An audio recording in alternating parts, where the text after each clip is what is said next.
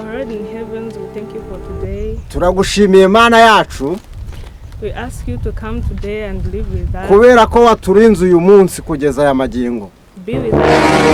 We are going to understand now. Hari abantu benshi bavuye mu mwuka ariko twe turiho kubera wowe. Protect us, send your Holy Spirit and guide us. Watwubakiyeho igikuta kinini cyane ariyo mpamvu abanzi bacu baturashe ntibabashe kudufata. Invite you in this house of yours. Ibyo bigaragaza ko nibindi byose biri mu nzira yo kugira ngo bidusatirize. Amen. Amen. Okay, today we are going to run in the Bible in Genesis chapter 6. Noneho uyu munsi tugiye kwinjira mu gihe cyo kureba muri Bibiliya mu bice bitandatu kugeza ku murongo wa 45. The wickedness in the world. Mwisezerano rishya. When human beings began to increase in number. Muri Matayo haranditse ngo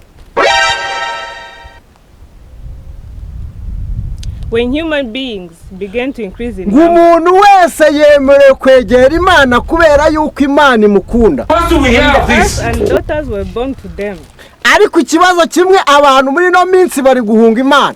The sons of God saw that the daughters of humans were beautiful. Ariko Imana kuko ikunda abantu cyane, and they married any of them they chose. Hari igihe kimwe izafata abantu ikabahindura abamarayika. Then the Lord said, igihe kimwe my spirit will not. Abamarayika bavuye mu ijuru. Then the Lord said, ariko abakobwa bo mw'iki gihe my spirit will not connect with humans forever. Bakunzwe n'abo bamarayika baje mu isi, for their motto, baryamana nabo, their days will be 120 years. Bararyoherwa. Amen. You know, brothers and sisters who are here today, amen. Ari noneho uyu munsi rero kubera yuko ibintu bibaye bityo, I want you to understand this. Niho havutsemo abantu bakaze. You know, angels came to the earth. Kubera ko abantu benjoyinga and married beautiful humans. Baryohewe n'imibiri yabo bamarayika. Can you imagine what they reproduce? Ibaze nawe producer. They produce those regions you understand. Iyo arimo kweditinga video ngiyo. Those like Goliaths. Nawe aba yaryohewe cyane. Those giant men. Kubera ko ibyo bintu nawe biba birimo kumukurura. But God did not like that. Ariko uzikubona abamarayika baryamanye n'abana b'abantu.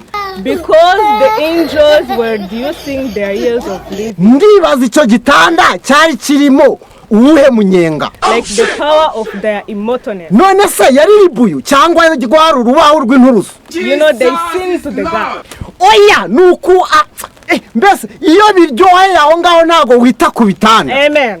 Nuko then the Lord told the angels, ariko rero imbaraga ziva mu ibyo bintu, because you did that, havamo karande, you are not going to be so immortal. Umunyarwanda yavuze ngo iyo zuzuye 100, you will live 120 years only. Wahita hinduka umusazi kubera karande zamwivangavangiyemo. Because God was so angry. You know, in those times God was so angry. Umugufiya n'umuremure. And then Satan, umunini n'ubyibushye, who knows as Lucifer, iyo bahuriye kuri umwe, was also angry. Abagiwemo karande ndende n'ingufi n'imbyibushye n'izinanutse. Then he goes to the God. Ikibazo rero aho bihurira byose. And asked him, usanga buri muntu wese yikaraga ibye. That your people are not trustworthy. Niyo mpamvu Imana yitegereza ikavuga ngo sinzongera kurimbuza abantu umwuzure. They are only with you because you gave them everything they needed. Ahubwo nzabarimbuza umuriro. Then Satan told God, ariko hari umukobwa umwe ngiye gutangaho urugero. You know, for example, like Job. Ikibazo nk'urugero ruto. He was the man iyo ugiye gusaba akazi from the country called Uz. Udatanze ruswa, he was so loyal.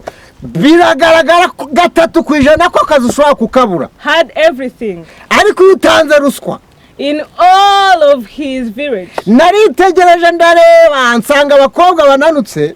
He was the richest man. Bafite amahirwe make yo kugira ngo babone akazi. Then Satan tells God. Ariko uzunguza nyashi. Then Satan tells God. Uwafite amahirwe yo kubona akazi. That you should give me the permission.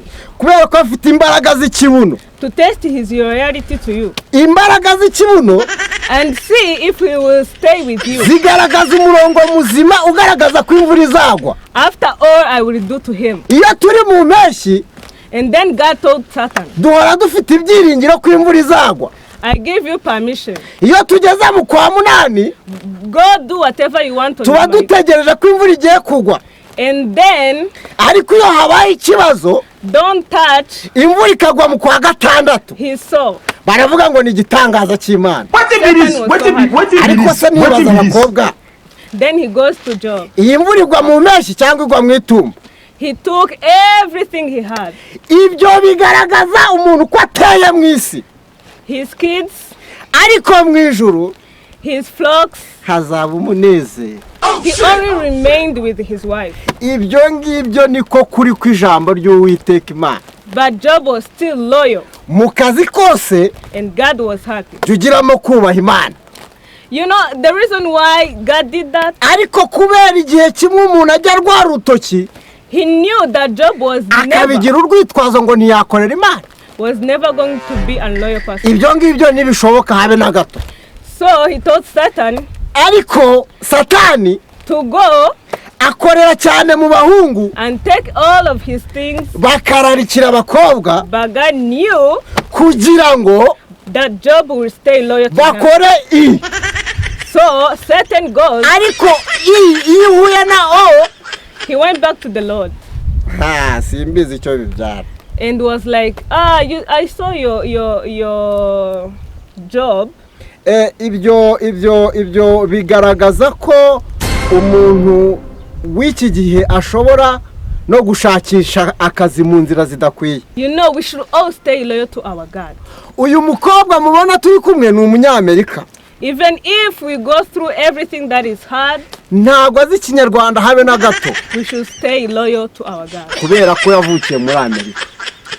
Ako Pablo, nturi kubeshya Abanyarwanda. That's that.